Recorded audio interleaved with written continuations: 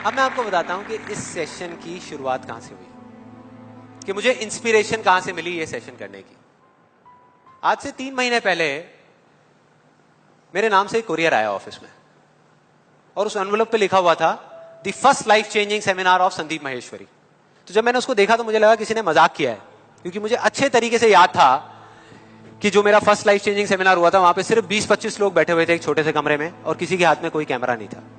तो मेरे को लगा कि ऐसे ही किसी ने वो किया, लेकिन फिर पता नहीं मेरे मन में क्या आया, मैंने उस वीडियो को प्ले कर दिया और जैसे ही मैंने वो वीडियो देखनी शुरू करी तो मेरे तोते उड़ गए। मैंने कहा यार, मतलब था मैं ही स्क्रीन के ऊपर, लेकिन लग मुझे ऐसा रहा था जैसे मैं किसी और को देख रहा हूं।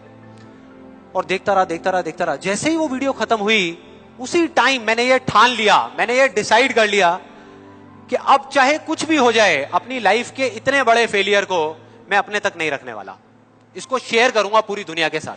और आप में से कुछ लोगों को याद भी होगा, मैं अपने इस एक्सपीरियंस के बारे में पहले भी आपको बता चुका हूं कि जब मैं पुणे के एक MBA कॉलेज में गया था और वहां जाकर के ब्लैंक हो गया था। याद है? कितने लोगों को याद है? याद है।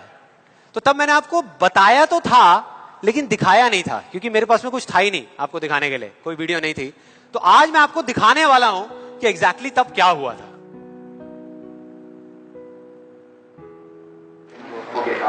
Good afternoon, everybody. Just call me Sandeep, don't call me sir. And just a few confessions before I start off this session. The first one is, please don't look at me like this with all these frowning faces, because that makes me nervous. And to be honest with you, this is the first time that I am speaking in front of so many people. And second thing is,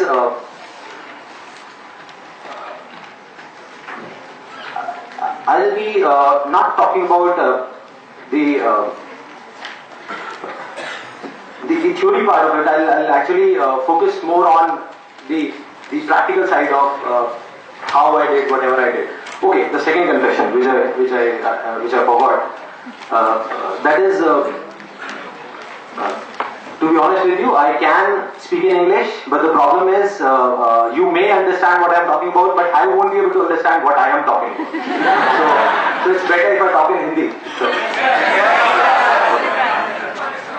Then coming on to the point directly, the secret of what I feel is of my success. I started my career, I think, at the age of 13, and okay, so I'll come on Hindi. So I'm sorry. Yeah. So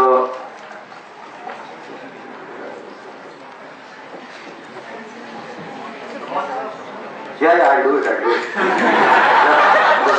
Images bazaar.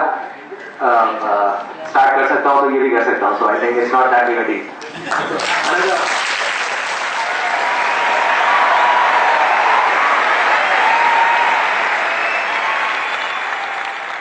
आपने देखा मेरी क्या हालत हुई थी?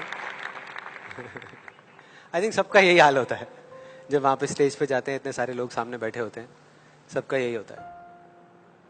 तो जब मैंने ये वीडियो देखी तो मेरे दिमाग में सिर्फ एक ही चीज चल रही थी, सिर्फ एक, कि ऐसा क्यों हुआ कि मैं अपना इतना बड़ा मजाक उड़वाने के बाद भी बाज नहीं आया, और क्या वजह है कि मैं वहां से यहां तक आ गया। लेकिन मुझे ना इसका एग्जैक्ट जवाब नहीं मिल रहा था, मतलब मुझे समझ नहीं आ रहा था कि इसके पीछे वजह क्या है। और फिर फाइनली एक दिन वो वजह समझ आई। मैंने एक कहानी पढ़ी कहीं पर, और उस कहानी के जब मैं अंदर तक गया तो मेरे को समझ आया कि हाँ, ये वजह है। ये कहानी है 2 बच्चों की जो एक गांव में रहते थे। उनमें से एक 6 साल का था और एक 10 साल का। दोनों बहुत अच्छे दोस्त थे, बिल्कुल शोले के जय और वीरू जैसे। दोनों हमेशा साथ साथ रहते, साथ साथ खेलते, साथ साथ खाते पीते, साथ साथ नहाते धोते। नहीं, धोते नहीं, ये थोड़ा ज्यादा हो गया।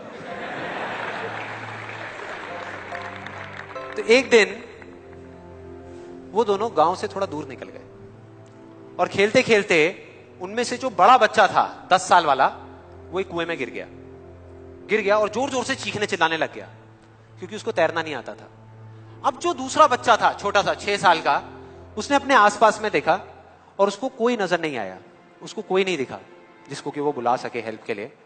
और फिर उसकी नजर पड़ी एक बाल्टी पे जिसपे एक रस्सी बंधी हुई थी।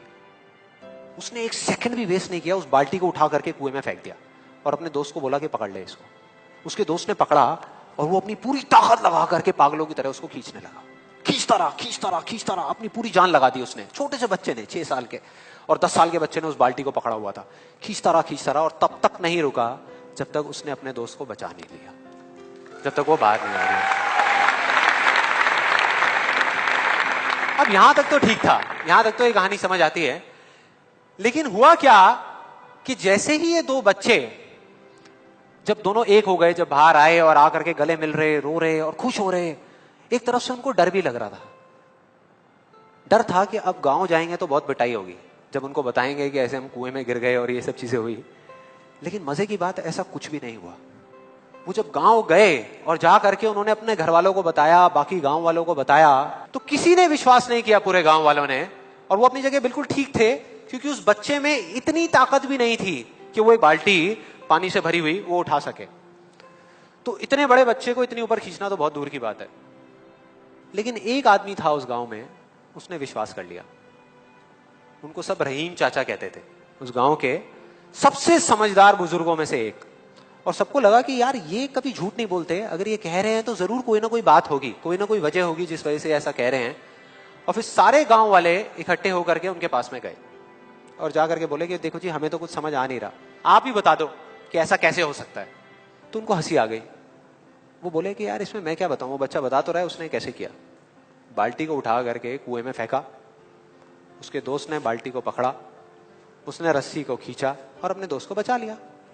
तो आपको पता तो है उसने कैसे किया, बच्चा बता तो रहा है, इसमें मैं क्या बताऊं। तो सारे गांव वाले उनकी शक्ल देख रहे। फिर कुछ देर बाद वो बोले कि सवाल ये नहीं है कि वो छोटा सा बच्चा ये कैसे कर पाया, सवाल ये है कि वो ये क्यों कर पाया, कि उसके अंदर इतनी ताकत कहां से आई है। और बोले इसका सिर्फ एक जवाब है, सिर्फ एक, कि जिस वक्त उस बच्चे ने ये किया, उस टाइम पे उस जगह पर दूर दूर तक कोई नहीं था उस बच्चे को ये बताने वाला कि तू ये नहीं कर सकता।